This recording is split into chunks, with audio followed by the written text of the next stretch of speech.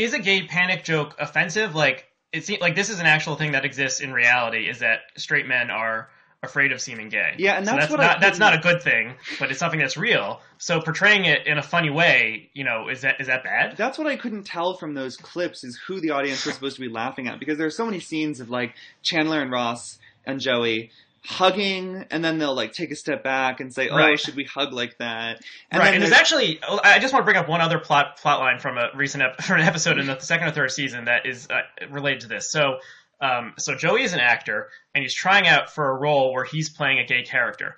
And so during the audition, he kisses another man, and the director says, you did a good job, but your kiss was really unconvincing.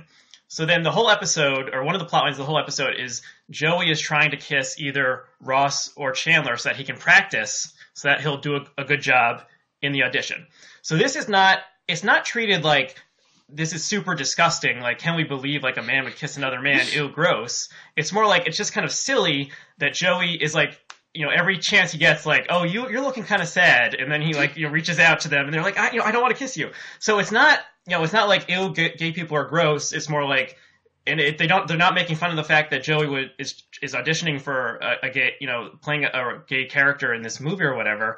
It's more like, Joey is just so stupid, and like, his clumsy attempts to like kiss a guy, and then the kind of the punchline, in the little final bit that rolls over the end credits is Ross like walks up to him and he says, "Okay, Joey, fine," and they kiss on the lips, for 2 seconds or something, and the crowd goes like ooh or whatever, and then Joey says, "Oh, thank you, Ross, but they just called me this morning, I didn't get the part." So I mean, so that's that's just like a funny punchline that I think could work. It does not seem to me offensive. Like, so how does that play to you? I mean, that sounds like that one lands because, again, you have to ask who the joke is on. And it sounds like the joke is on Joey for being so goofy and just being desperate to kiss another man. Right. And the other two men in his life not being particularly interested in it. Yeah. So, again, I'm now in the position of playing joke police. I promise this is not something that I generally like to do. Humor is odd and very personal. Okay. But so to me, the question is always who is being laughed at here.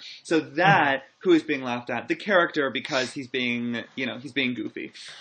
For those scenes that I was describing, those repeated scenes of two characters hugging and then stepping back and being like, "Oh, I'm not sure if we should hug like that." It's unclear to me if the joke is on those characters for being insecure in their masculinity, or if the joke is that wouldn't it be funny if these two men did something gay.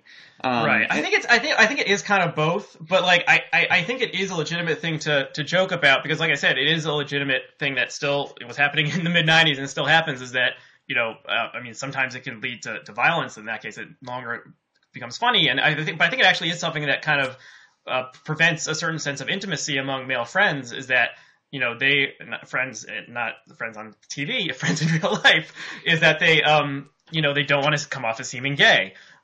So maybe they act more reserved, or they try to act more macho or something like that. So making jokes about that, I think, is a legitimate thing to do, because it kind of exposes, the fact that this is an actual cultural phenomenon. That's right. And if that was their target, that's a great punchline and something that definitely needs to be mocked, and something that is underexplored, I think, in today's comedies and in today's cultures. So maybe I'm totally wrong and Ruth is totally wrong, and Friends like paved the way for all the great pro-gay humor that we see on the airwaves today.